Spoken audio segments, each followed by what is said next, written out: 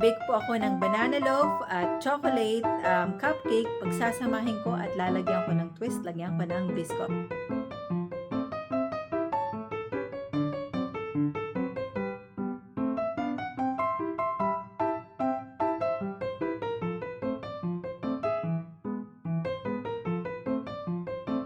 It was really good. Camping! Winter, spring, summer, fall camping. Backyard po tayo. Oh,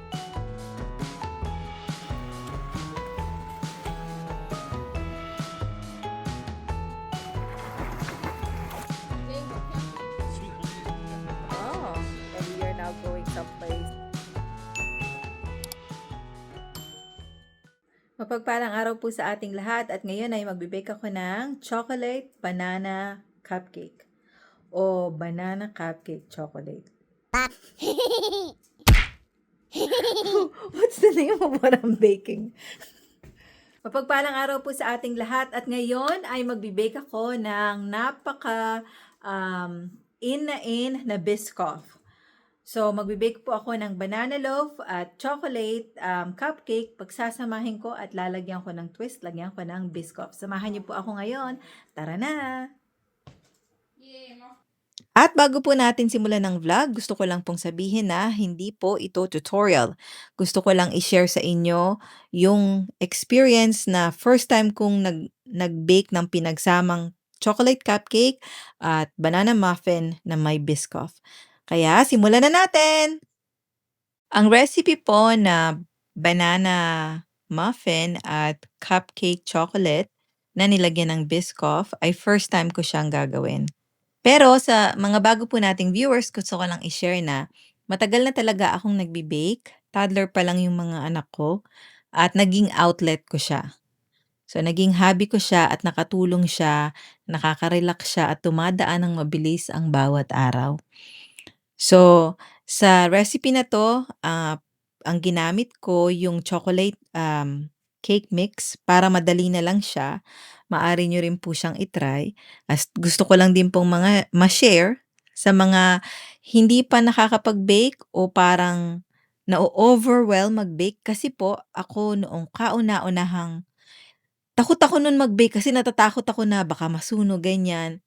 Tapos sabi ng asawa ko, "I-try mo muna yung mga cake mix para maano ka lang yung feeling ng nag-bake ka nandodoon hanggang sa masanay ka." Yun.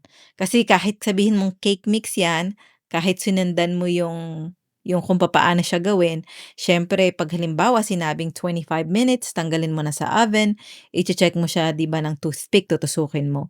Parang yung mga gano'n nasasanay ka na, kapag tinusok ko pala ng toothpick yung cake at walang sumama, ibig sabihin okey na siya, luto na siya.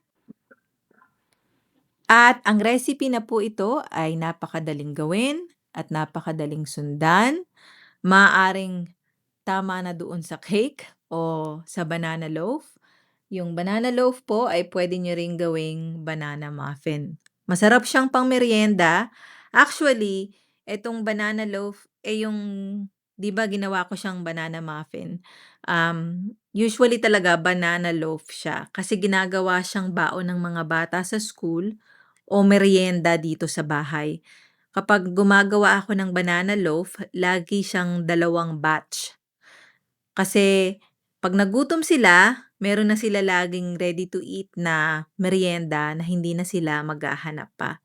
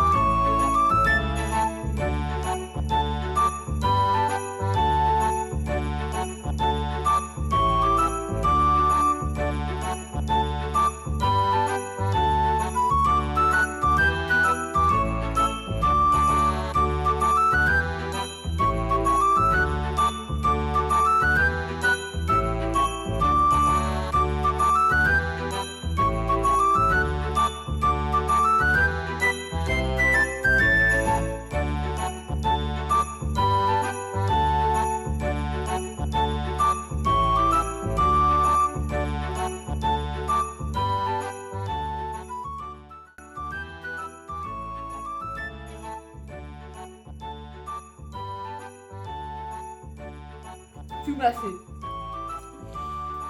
Lincoln, your turn. The other one, it was really good.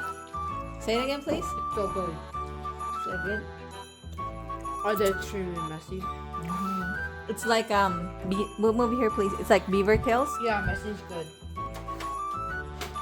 Beaver tails is a very, very messy food to eat, but tastes so good.